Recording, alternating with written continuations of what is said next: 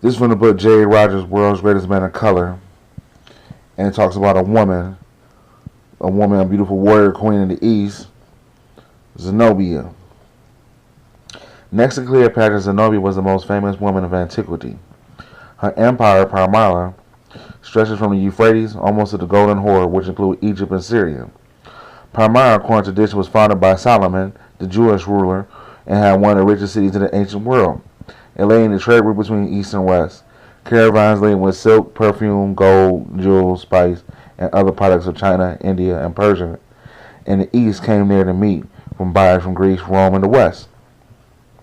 In wealth and culture, it was not far behind Rome, abundant proof of which can be seen in the ruins of its broad streets, mighty arches and temples, and excavation gardens and many villas.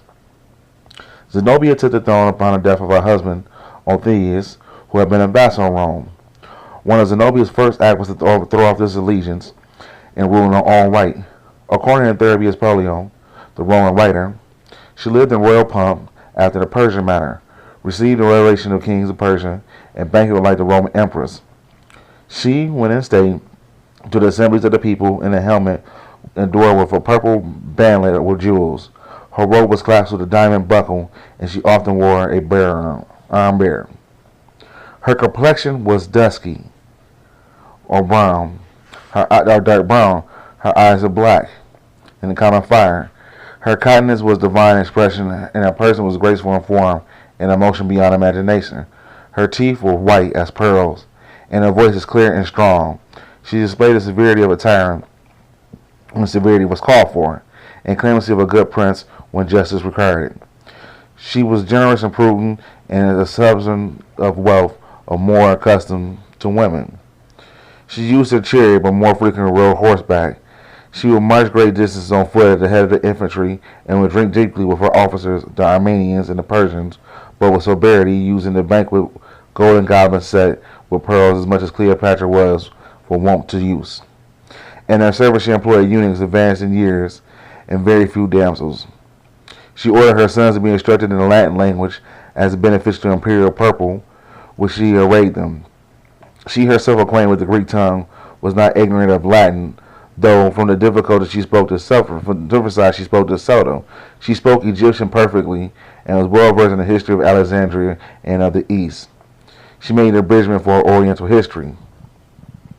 Other Roman writers such as Cornelius Capers and has spoken high of her praise and her beauty in the darkness of her skin. Zenobia claimed to be descendant of Cleopatra. Invading Egypt, she conquered it and added to her empire. This aroused the fears of Aurelian, the Roman emperor, and he invaded Syria.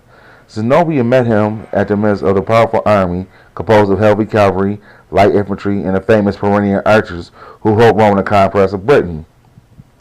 Armed like Diana and beautiful like Venus, Zenobia rode at the head of the heavy cavalry in the onslaught against Aurelian.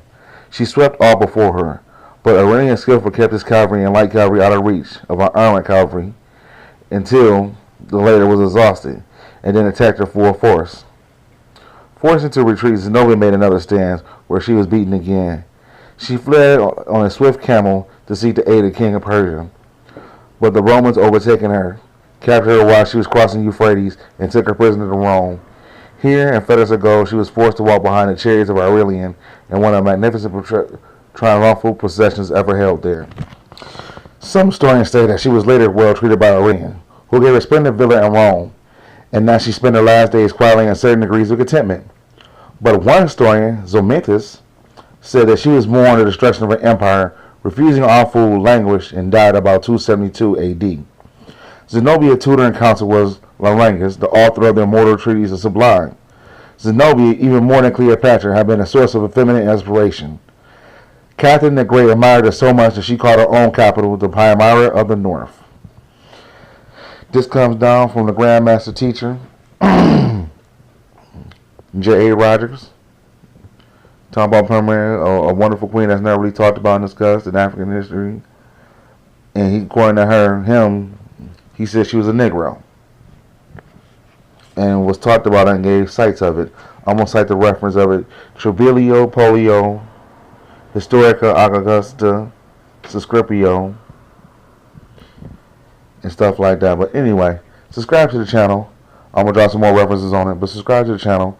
Much love to the ancestor J.A. Rogers. And peace and hotep to you. Much love to you.